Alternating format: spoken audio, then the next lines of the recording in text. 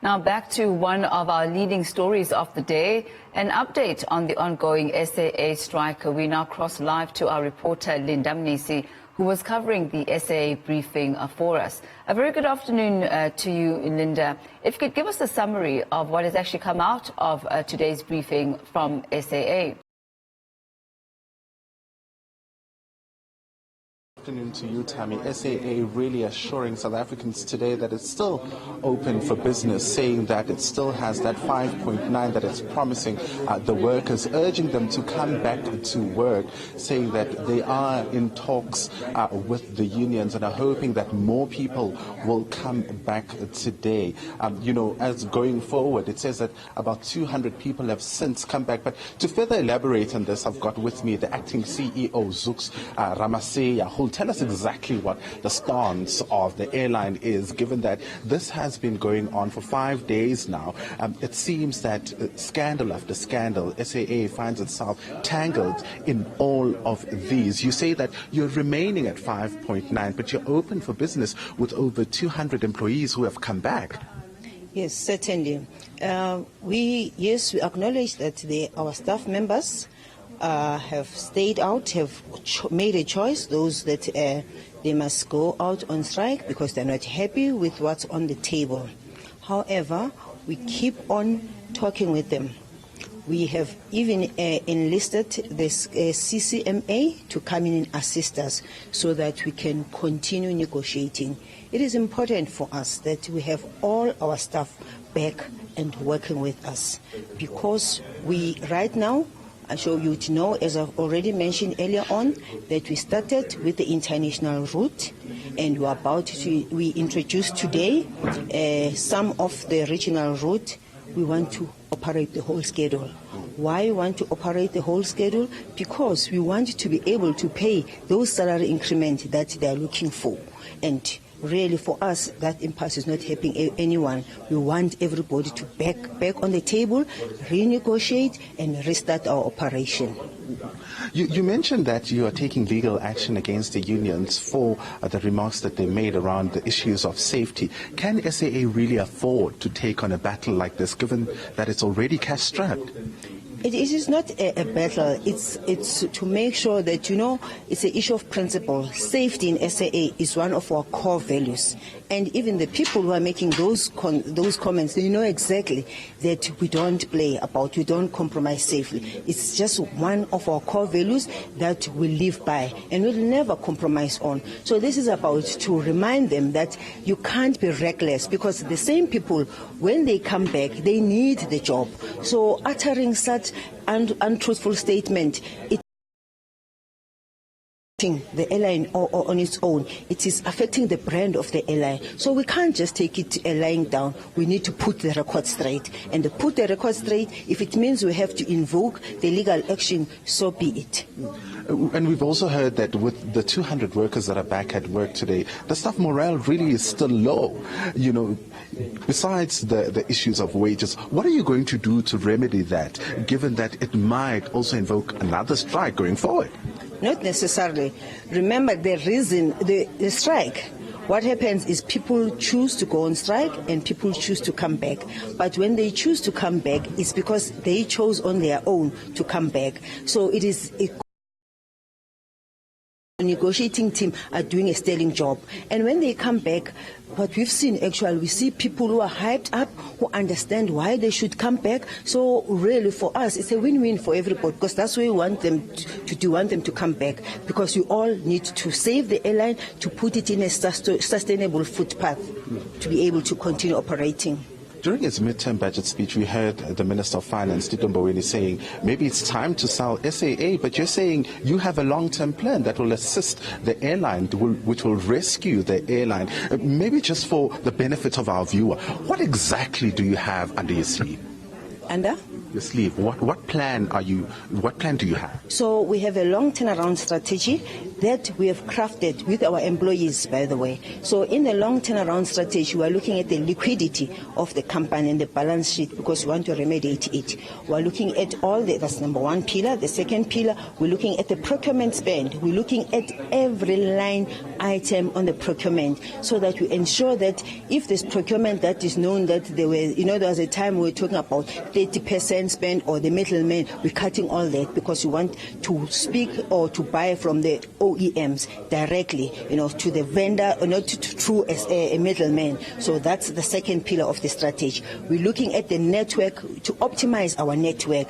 That's why we brought in 4 new aircrafts that are going to look at that are cost effective, that are going to deal with the cost of the airline because it's about the cost and the revenue. So we need to enhance our cost, and in enhancing our cost is to look at our network and optimize it and look and using the most cost-effective fleet. As well, we're looking at the technical, that what are we doing at the technical side. I think the CFO mentioned earlier on that whereby you'll take about 65 days, we've limited we've reduced the plan of the maintenance plan. So we're looking at everything that deals with our revenue, that deal with our cost, because we want our revenue to be more and the cost to be less of dealing with the business. And in all that, we involve our employees. We have monthly meeting in this boardroom where we make them aware of what we're doing, and we get feedback from them because remember, the employees sometimes are closer to the things that we might not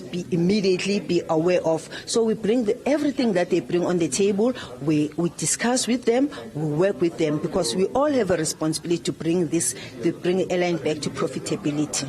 And I mean, we've heard plans after plans to remedy the situation at SAA. Why should South Africans trust that this particular plan, given that you're sitting with a debt of about 9.2 billion rand and you're looking to get more debt in terms of 2 billion rand to remedy what's already happening right now? Why should South The difference is that we're implementing it in an accelerated fashion. What we've said as South African that we've always had a plan, but our problem was the implementation of the plan. But now our board, our shareholder, and even as executives, we've sat down and looked what is a shortfall, what has made us not to implement. So what we've decided to do, we've put what we call a board implementation plan and the joint implementation plan. What do they do? So it's members of the senior members of the executive, myself as the acting CEO, the interim CFO, and the chief restructuring officer. With the 3 members of the board, we make decisions weekly because historically decision making has been too slow. It took long. A decision, for instance, bringing these 4 aircraft that I'm talking about, it would have taken 6 months to a year, but that decision has been taken within a month. So that's what we're doing. We're implementing the same strategy, but in a very accelerated fashion. That's what we're doing. So we appeal to South Africans not, to be patient a little bit because they are going to say.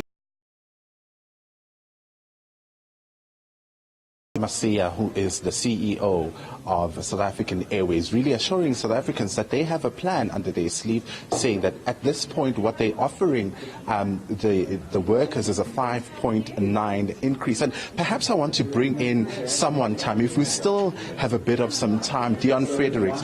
He is the acting chief financial officer at SAA right now, and he's going to be, telling us exactly about the financial state of the airline. We previously heard that the airline is cash-strapped, but right now they're sitting with an issue. You're sitting with an issue of workers who are demanding more than you can afford. You say that you started at 0 basically, and you increased to 5.9. Just for a rehash, for the benefit of our viewer, tell us exactly how you're planning to get this money.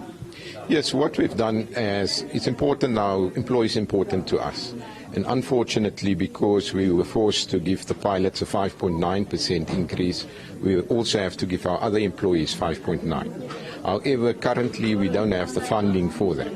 So the funding that we're currently procuring, which is 2 billion, is for working capital. That is to keep the aircraft in line, as well as to make sure that we're compliant and ultimately. What we have done in addition is we have started discussions with our lenders for additional funding so that we also can then address some of our operational issues, but also the impact of the strike at this stage, and then pay the salaries of the employees. We've indicated that we'll be able to pay half of the back pay in March 2020, and then the balance in April 2020. All right, there you have it, Tammy.